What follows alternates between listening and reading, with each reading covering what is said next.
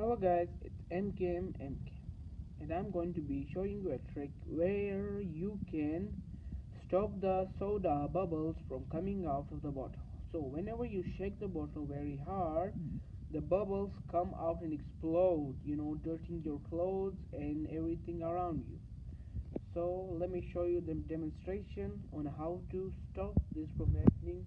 So first thing you want to do is, like, I shaked it too much. Now if I open it like this, all the soda bubbles are gonna explode on me and my clothes may get dirty. So what you're gonna do is go to the bottle. Oh, sorry, I got it wrong for a minute.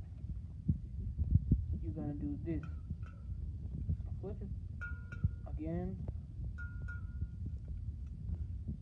like 3 or more times,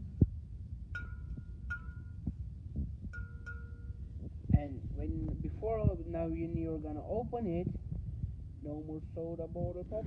Oh, let me do it for you. It's kind of hard in here. Alright, so 1, 2, 3, go. I told you.